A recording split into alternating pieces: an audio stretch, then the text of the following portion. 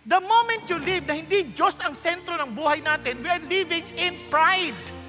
At pag may pride, titiyakin ko na kagad, we can never grow in God's grace. Because we often think na galing natin lahat yun.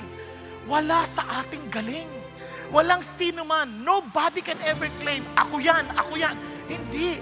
Si God yan. And by His grace, and as we keep on growing in His grace, makita natin, Lord, thank you. God is all the more magnified.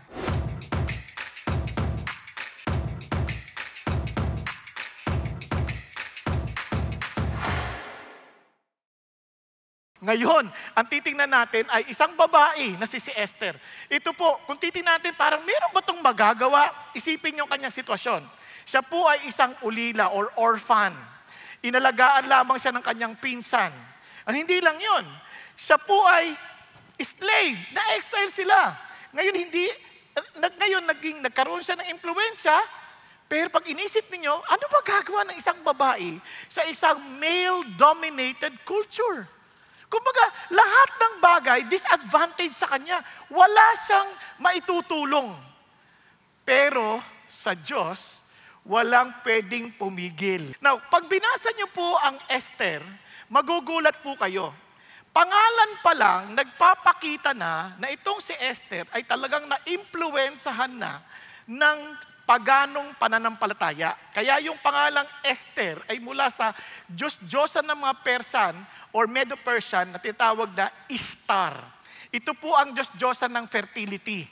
Okay? Ngayon, hindi lang dyan. Mapapansin nyo, ang aklat ng Esther, hindi nyo makikita mababanggit ang Diyos. Hindi nabanggit ang Diyos, miski minsan. Na bakit? Sinadya yun ng manunulat ng Esther sapagkat itong lupon ng kanyang sinusulatang mga Hudyo, bagamat they call themselves Jewish, kasi once you call yourself Jewish, you are somehow practicing Judaism.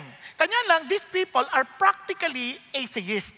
They have some form of religion, but in reality, they don't believe in God. Kaya nga hindi sila sumama kala Ezra, yung mga unang pumunta sa Jerusalem o sa Israel, at ganun din sila Nehemiah. Marahil umunlad na sa kanilang buhay at naging masaya na sila sa kanilang kalalagayan kung saan sila naroroon. Kanya lamang, nagkaroon ng banta sa buhay nilang lahat. Somebody wanted to annihilate all of them. As in, ubusin nila yung lahi na yun. Isipin yung kanilang kondisyon. Now, pag inisip niyo mabuti, paano pa yan? Kaya yung sulat ng Esther ay talagang sinadya yun na hindi binabanggit si God para malaman pa rin nila na kahit hindi nyo pansinin si God ay aktibong gumagalaw. Kasi pag binasa nyo, kitang-kita at obvious na ang Diyos kumikilos. Kaya itong kwento ni Esther ay napakaganda. Kaya naman, ang merited, ito yung makita mo yung grace ng Diyos na sa kabila ng kanilang totoong kalalagayan, God is still at work and gracious to them. Ang favor, ibinigay sa'yo yan nang wala kang karapatan. Basta binigay lang sa'yo. Parang, wow! Favored ka! Ano ganon? Maging sa buhay natin, na-experience natin yung favor na yan. Kaya when God came, gave us His Son, Jesus Christ, to save us, favor yan. Kasi, sino ka para iligtas pa ng Diyos? Pwede naman, nabuhay naman ng Diyos. God exists even with or without us. Pero, nagkasala tayo sa Kanya. We rebelled against Him. Hindi niya tayo kailangan. He is self-sufficient. And yet, by His grace, He took notice of us. At itong amazing sa nature ng favor. Libre yan. Hindi mo yan paghihirapan. Ganun pa man, you have to keep on growing with that favor. The moment you experience God's favor in saving us, dapat nag-grow yan. Kaya grow in the knowledge of His grace. Yan ang sabi ni Peter. Now, anong ibig sabihin yan?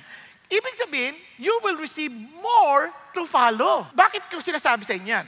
Ganito rin ang nature ng grace. Bagamat ang favor ng Diyos libre, sabi ng Lord, He want to keep on increasing. Kaya sabi ni Lord, and Jesus increased in wisdom and stature and in favor with God and man.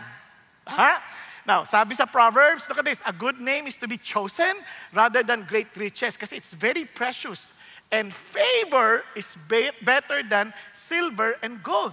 bakit naman hindi magiging better yun? Kaya naman, sinasabi ko to sa inyo, that we can keep on growing in God's favor. Pero paano? Kaya sabi niya, look at the words, and He gives what? A greater grace. Paano? God is opposed to the proud, but gives grace to the humble. As we grow in humility, we grow also in grace. Now look at this. Paano ba maging humble? Ang humility, ito. Marami nagsasabi, pag alam mong humble ka, hindi ka na humble. Hindi totoo yun. Kasi si Jesus, alam niyang humble siya. Di ba? Learn from me, for I am humble and meek. So what does it mean? Alam mo dapat na humble ka. Paano? Submit your therefore to God. Kaya nga therefore to God eh. Resist the devil and he will flee from you. Alam mong humble ka kasi you are submitted to God. Habang hindi ka submitted sa paraan ng Diyos, and you keep on insisting in your own ways, mayabang ka. As if you're telling God that you're better. Ang masama pa, hindi ka lang sa Diyos. You belong to the devil. Kaya resist the devil and he will flee from you. So, ano siya sabi ng Diyos? God wants us to experience His favor. Not only to God, but also to men. Pag sinabi mong favor, it is an approval or endorsement from someone superior. Parang ini-endorse ka. They show preferential treatment and a gracious and generous act and grace, meaning unmerited. It's a blessing. Yan ang gusto ng Panginoon Diyos. Kaya naman, whenever we receive such grace, wag natin itong babaliwalain. Because it can be ignored. Look at this. And working together with Him, we also urge you not to receive the grace of God in vain. Nagkakaintindihan? Ngayon, paano natin gagawin yan? So, how are we, sorry for the expression, how are we to multiply? In other words, it is how are we to experience grace more and more. Nakuha ninyo? No, kaya lang siguro parang to make it mathematically expressed, how to multiply, parang pinararami mo. But the truth is this, how can we experience the grace of God more and more? Kasi alam na natin, God is gracious. Pero are you experiencing it more and more? Are you with me? Andiyan pa kayo? Okay, good. Now, tingnan natin isa-isa. One, how to multiply or how to experience God's grace more and more. Remember the word, O-F-W. Now, ano yung O? Obey. Sa kwento ni Esther, ito po yung mga kasamang mga major cast. Andun si King Ahasuerus or si Xerxes. Andun din si Queen Vashti, si Esther, of course, si Mordecai at si Haman. Now, ito po yung kwento. Now, it took place in the days of Ahasuerus. Ahasuerus, yun po yung Hebrew. Ito yung Xerxes, ito po yung Greek name ni Ahasuerus. Siya po ay anak ni Darius. Yung dating haring nag-iiyak para kay Daniel. At si Darius, ang anak ni Cyrus. Nasundan ninyo? Okay, so ito na.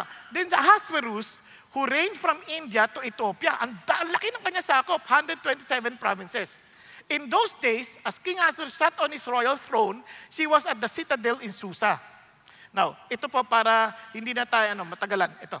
Now, sabi niya, in the third year, ay pangatlong taon niya ng paghahari, obviously, he gave a banquet for all his princes and attendants, the army officers of Persia and Media. Kasi Medes at saka Persia, kaya Medo-Persian Empire.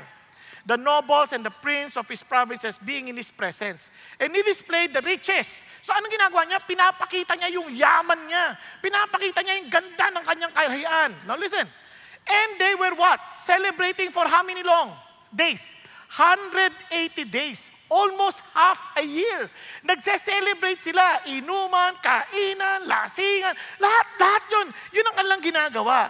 Ngayon, anong ginagawa ulit ni Ahasuerus? Pinagmamalaki niya sa lahat kung sino siya. He's telling them, look at the kingdom I have. Ang yaman ko, ang lakas ko, makapangyarihan ako. That is exactly what he wanted to tell all the people. Kanya lamang, despite that, eto na, tinawag niya yung reyna. Gusto niya rin ipagmalaki yung reyna. Kita nila yung mga harem, yung mga concubine, gaganda. Wala lahat yan. Pag nakita niya yung reyna, si Queen Vashti, wow, talagang hindi basti-basti to. Iba to. Nakuha ninyo? Pinatawag. Ang masama, itong Queen Vashti, medyo bastis. Tingnan nyo. But Queen Vashti refused to come at the king's command, delivered by the eunuchs. Then the king became very angry and his wrath burned with him. Pinagbabalaki niya lahat ng makapangyarihan siya. Then all of a sudden, hindi pinunod ng reyna. Pag-isipan niya mabuti.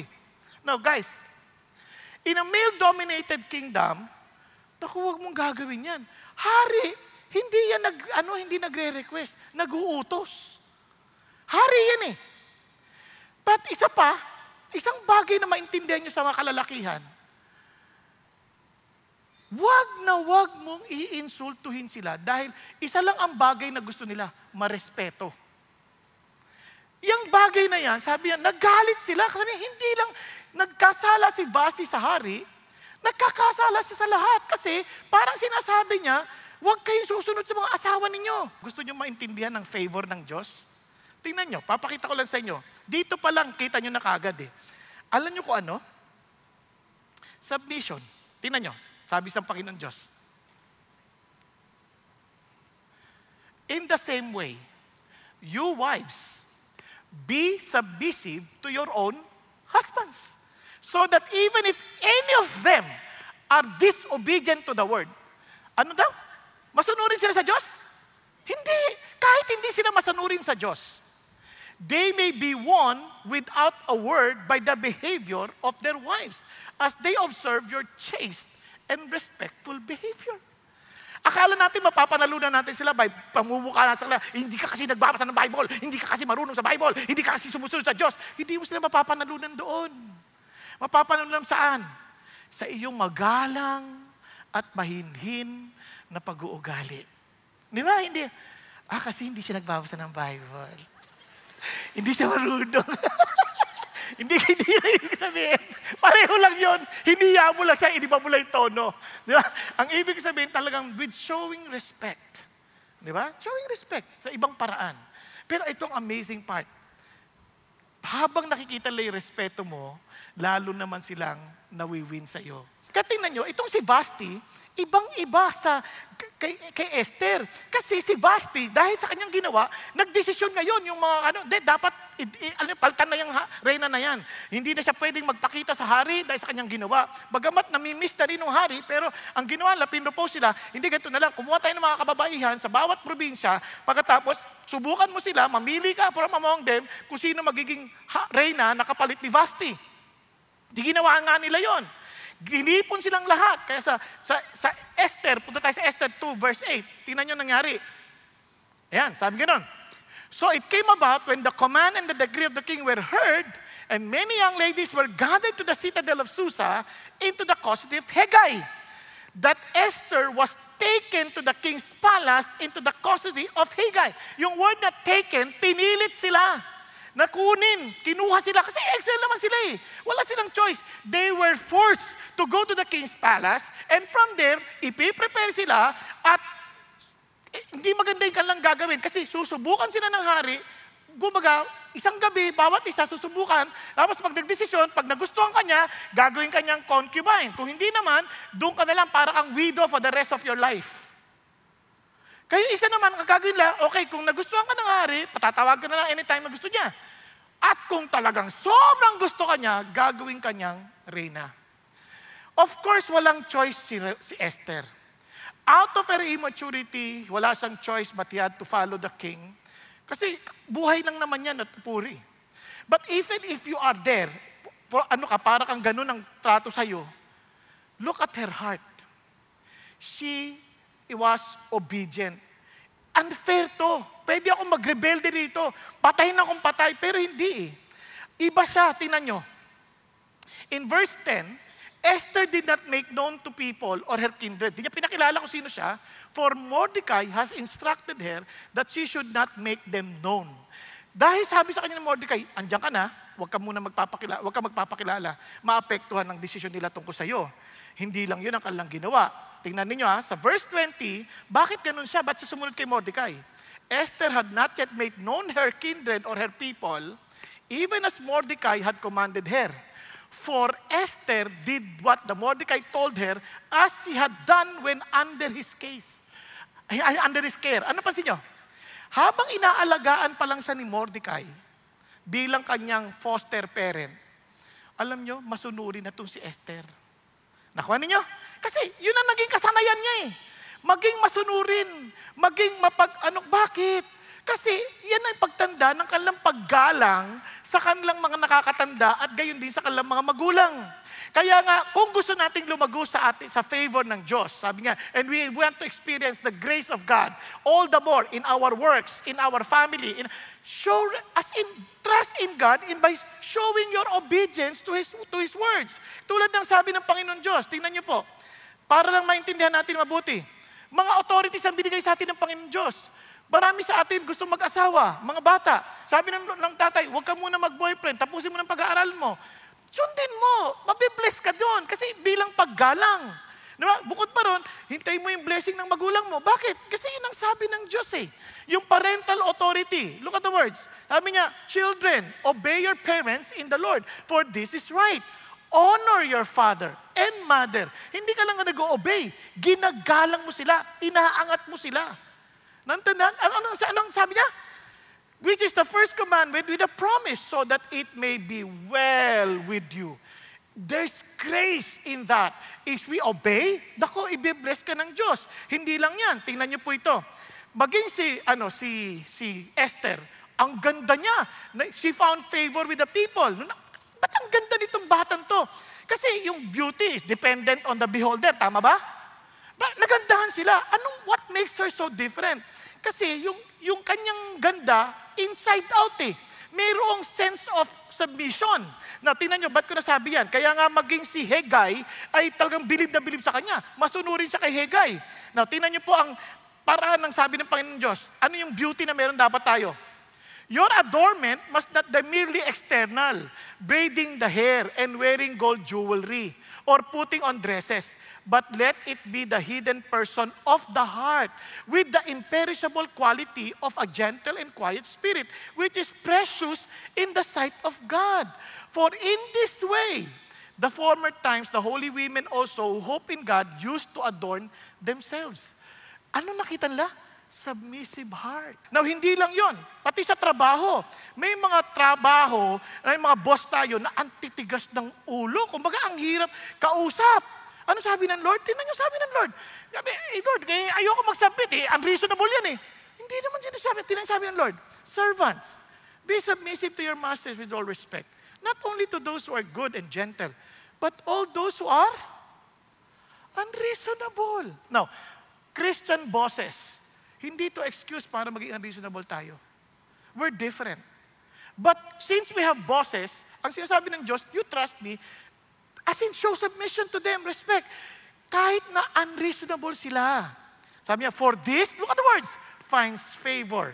If for the sake of conscience toward God, a person bears up under sorrows when suffering unjustly. Ano napansin niyo? God is teaching us what? To obey. At ganyan na makikita nyo kay Esther. Sunurin. At sa totoo lang, nung pinresenta sila sa hari, siya ang nagustuhan. Bakit? Marahil magalang nung nakikipag-usap at hindi lang yun. She obeyed everything Haggai, the eunuch, told her to do. She never asked for anything. Walang entitlement. Ang sa kanya, she just followed what Haggai said. Di ba? Kung siguro iba doon, nagtitigas ang ulo, ang ganda ka, ha? Iba kasi ginagamit ang kagandahan to take advantage of others. Eto, sumunod lang. Because in obedience, there is blessing. Amen po? Nasusundan natin, Christians, listen to this. Christians, our obedience is not because of the blessing. Our obedience because we want to glorify our God. And the God who sees our hearts will surely bless us. Kasi God blesses the heart and the obedience of His people. Now next, faith. Faith. We need to have faith. Bakit? Ito na ngayon. Itong si Haman masyadong insecure to. Very obnoxious na leader. Gusto niya, nung pinili siya bilang prime minister, wala na akong time para basahin yun, nabasa naman natin kanina, gusto niya, yumukod silang lahat. Ito naman si Mordecai, medyo may tama din. Ayaw lumuhod. Tapos, bakit ayaw lumuhod? Di ka sumusunod sa hari. Sabi ni Mordecai, kasi Hudyo kami. Di lalo na palala. Bakit? Kasi sabi ni ganun ha, hindi lang ikaw ang papapatay ko. Lahat ng mga Hudyo, kasi sigurado ko, pare-pareho mga ugali ninyo. Di ba? Naintindihan natin? So eto na ngayon. Nalaman ngayon, tuminungkahi ngayon ni Haman kay Haring Ahasuerus ang tungkol sa kanyang balak na papatay sa araw ng yung tinatawag lang Pur na papapatay lahat ng Hudyo. Wow! Nawin ang malaking problema. Ginawa ni Haman ay ni Mordecai, pinaalam niya ito kay Esther. Itong sabi, he also gave him a copy of the text of the edict which had been issued in Susa for their destruction, that he might show Esther and inform her, and to order her to go into the king to implore his favor and to plead with him for her people. Sabi niya, Queen, gawan mo ng paraan to. Total nandiyan ka na eh. Ikaw na gumawa ng paraan. Siyempre, si Esther, sabi niya, teka, hindi pwede. Know that for any man or woman who comes to the king, to the inner court, who is not summoned, hindi tinatawag. He has but one law, that he put to death unless the king holds out to him the golden scepter that he may live. Isang buwan na akong hindi pinatatawag. Meaning, hindi ako pleasing sa kanya, hindi ako pinatatawag, at bigla ako mag-a-appear doon, pag na-tsempohan ko mainit ang ulo ng hari at hindi niya ako gusto, patay ako. So she was also protecting herself. Tama ba? Andiyan kayo? Siyempre, mag-ingat ka din. Pero ito ngayon problema. Sabi ni Mordecai, do not imagine that you in the king's palace can escape any more than all the Jews. Huwag mong iisipin na ligtas ka dahil nandiyan ka sa palasyo. Hudyo ka din. Tandaan mo, Hudyo ka din. You are identified with us. Sabi niya, if you remain silent at this time, relief and deliverance will arise for the Jews from another place. And you and your father's house will perish. And who knows whether you have not attained royalty for such a time as this? Wow! Anong sinasabi ni Mordecai? Sabi niya, alam mo, dahil ang Diyos na totoo at tapat, nire-remind niya yung sarili nila about the faithfulness of God, although hindi binabanggit. Kasi nga, as I've already told you earlier, na ang sinusulatan dito, mga practically atheist na Hudyo. Naintindihan natin? So ito na. Sabi niya, may magliligtas at magliligtas pa rin. Pero malay mo, kaya ka nandiyan dyan, may magagawa ka. O bagamat totoo yan, ano sabi ni Esther? Ay Lord, ano sabi niya? O sige, sabihin mo kay mag-assemble kayo sa Susa, mag-ayuno kayo para sa akin, huwag kayong kakain ng 3 araw. Niinom, sabi niya, araw at gabi. At ako kasama ng aking mga kasama dito sa bahay, magsaayuno rin kami. And thus I will go to the king which is not according to the law. And if I perish, I perish. Yan ang isang bagay na you'll never find salvation and favor of God unless you are willing to die to yourself. Nagkakaintindihan? She was willing to let go of whatever palace she has just to tell him, okay, let God's will be done. Pero sabi niya, if I perish, I perish. Ano sinasabi ni Lord? Kapag takot tayo, ito sinasabi ni Esther, kapag takot tayo, takbo tayo sa Diyos. When I am afraid, I will put my trust in you. In God whose word I praise. In God I put my trust. I shall not be afraid what mere man can do to me. Friends, marami tayong kinakatakutan. Pero, sa sandaling may takot tayo, saan tayo tatakbo? Kay Lord. At itong ganda, we find favor. Because without faith, it is impossible to please Him. For he who comes to God must believe that He is, and He is the rewarder of those who seek Him. We don't seek comfort. We don't seek blessings. We seek Him. And He will reward us accordingly. Amen po? Ito yung sinasabi ng Lord, kaya seek God. Kaya naman, when we express that faith, we trust the Lord. We believe in Him. We follow His instruction. Kaya nakakatuwa po, yan ang pinakita ni Esther. Kaya we walk by faith, not by sight. And finally, W. Ano yung W? Wisdom. Why do we need that wisdom? For he who finds, look at this, he who finds me finds life and obtains favor from the Lord. Yung finds me, wisdom yan eh.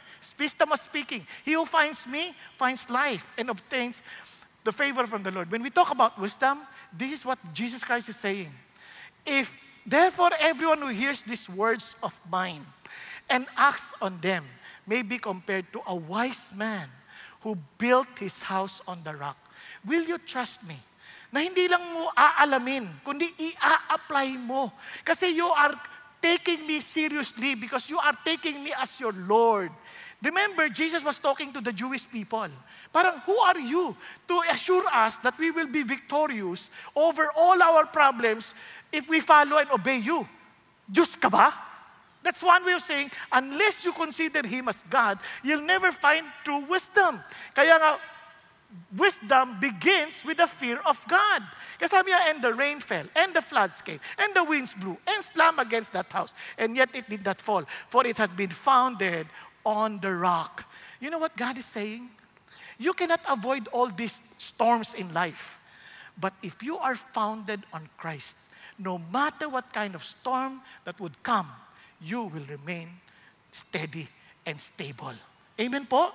Sa dami nating problema, ang Diyos nagtutulong sa atin. Hindi niya tayo pababayaan. So, si Esther, pagkakataon na, tumayo na. Pagkatas ng prayer, tumayo na.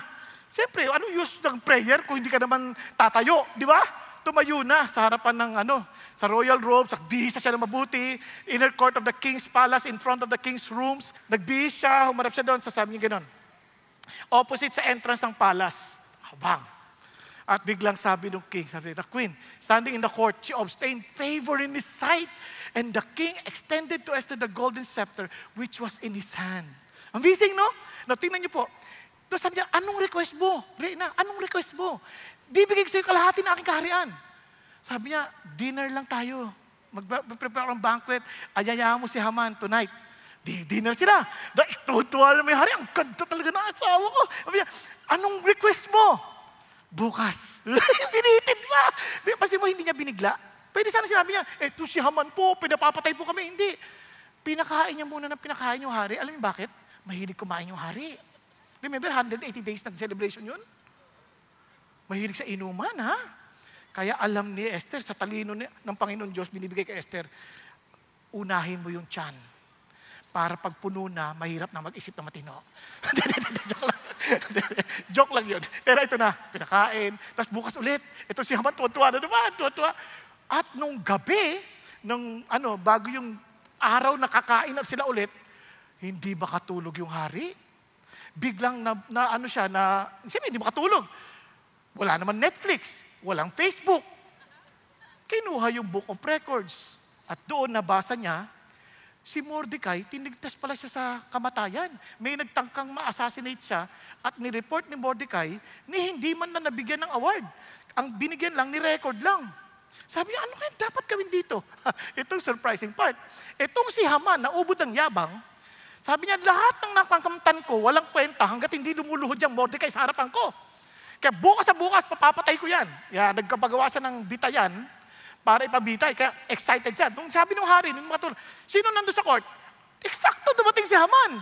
Etong si Haman, sobrang yabang, ang isip niya, kasi sabi ng hari, Haman, buti nandito ka. Anong bagay doon sa taong gusto kong parangalan? Di ba? Anong dapat kong gawin? Akala ni Haman, siya yun.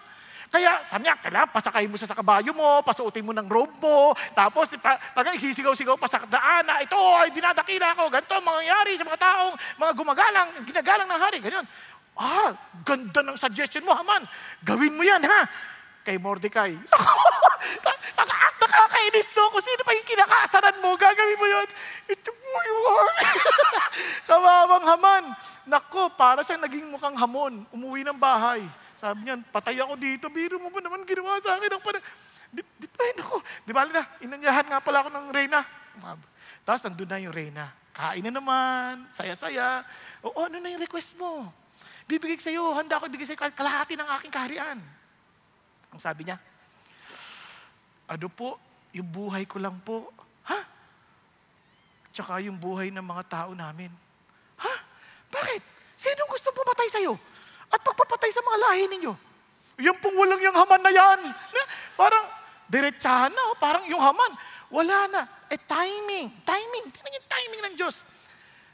Hindi na lang mabango sa hari yung si Esther. Mabango na rin si Mordecai at ang mga Hudyo. Kasi niligtas pala siya sa buhay niya. Tama? Hindi pa sila kasing sama ng iniisip ni Haman na sinabi sa kanya. Dahil doon, yung hari tumayo, hindi agad-agad nagdesisyon. Lumabas, nagpahangin sandali. Ito si Haman, pinuntahan si Esther, palaran yun ng awa. Nung dumating yung hari, ang tingin nyo kay Haman, parang inaatake si Esther. Parang, sabi niya, siyempre napaganyo si Esther, di ba? Sabi niya, parang hinahamon mo pa yung asa. Sabi, nagkalit lalo yung hari. Sabi niya, para saan yan? Tinakpan na kagad ang ulo. Sabi niya, mahal na hari. Siyempre, may mga sip-sip din ng mga leader. Alam niyo po ba, nagpatayo ng bitayan yan para kay Mordecai. Sige, dun ibita yan. So, yung ginapa niya para kay Mordecai, nasa kanya nangyari. Hanggang sa, siyempre, to make the long story short, inamin na nila kung sino si Mordecai kay Esther. At sinabi na rin na mayroon pong batas na kung pwedeng papigilan. Sabi niya ng hari, hindi na pwedeng baguhin yan.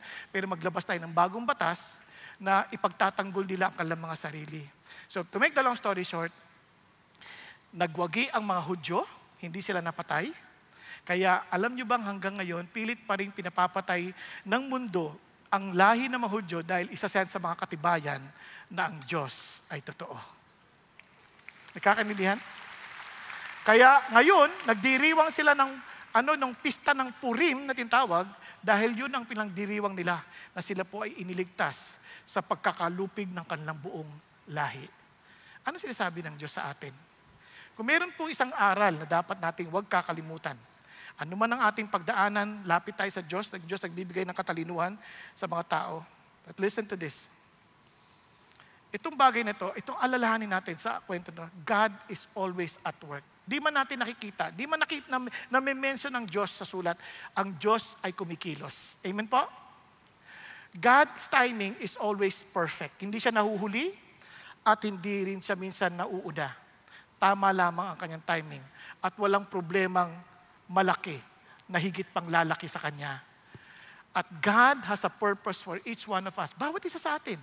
Ano man ang nasa sangkang lugar, sa eskwelahan, sa bahay, may dahilan ang Diyos sa iyo doon. And live out according to your purpose. At we must know and cooperate with His plan.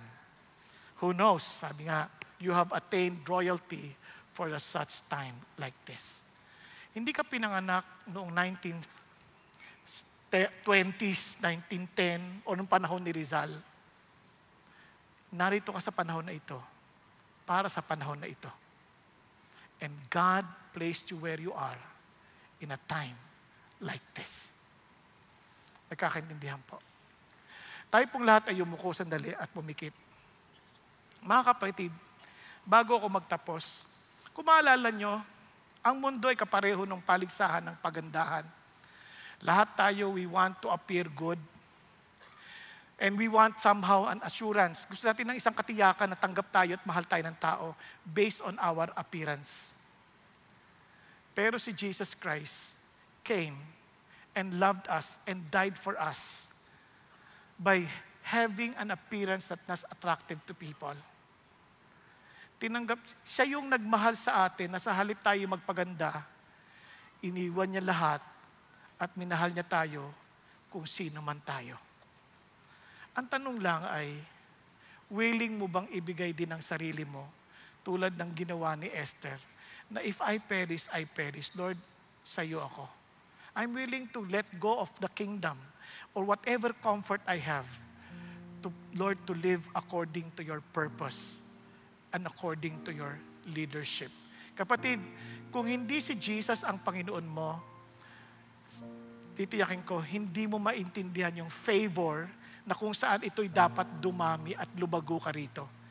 The first experience of God's favor is to experience Jesus, the very favor of God, for all of us to experience His salvation.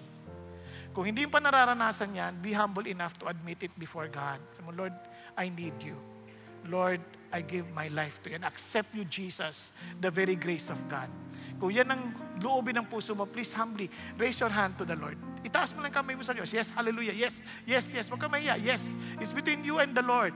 Yes, hallelujah. Thank you, Jesus. Sabi mo, Panginoong Jesus, tinataas ko kamay ko. Bilang pagkilala, Panginoon, na kayo nga ang biyaya ng Diyos para sa kaligtasan ko.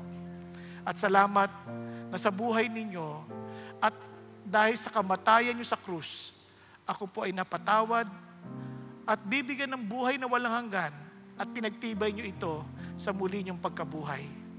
Panginoon, mabuhay kayo sa akin. Paintulutan nyong ang buhay ko ay para sa iyo lamang. Thank you, Jesus. Thank you, Lord, for saving me and allow me to grow in grace as I grow in the knowledge of your Son, Jesus Christ, and in your word. Thank you, Lord. Ganon din, Panginoon, tinigi ko lang po sa bawat isa narito. You may now put down your hands. At para sa iba naman sa atin dito, maybe the Lord is telling you, anak, pinamumuhay mo ba yung pinakalayunin na binigay ko sa iyo? Na hindi aksidente kung nasa saan ka ngayon. Would you be willing to walk and cooperate with God nang sa ganon, magawa mo kung ano man ang nais ng Diyos na iyong ma-accomplish sa buhay mo dito sa lupa. Kung yan ang loobin mo, and I want to pray for you, nang malinawan mo kung ano yon at magawa mo kung ano yung dapat mong gawin, maging humble ka rin na aminin to, Lord, gusto ko pong makiisa sa iyong palatuntunan. Gusto ko pong gawin yung pinagagawa nyo. Itaas nyo rin po ang inyong kamay. Thank you, Jesus. Yes, yes, yes. Itaas mo rin yung kamay. Yes, yes. Ngayon tumayo ka. Sabi mo, Lord, tatayo po ako kasi I want, Lord God, Lord, talagang matiyak ko that I will walk only for you and I need your strength and I need prayers. And I want to pray for you. Thank you, Jesus. Hallelujah. Thank you, Lord. Thank you, Jesus. Thank you, Lord. Thank you, Father God. Lord, I thank you that you see these people, my brothers and sisters who are standing up.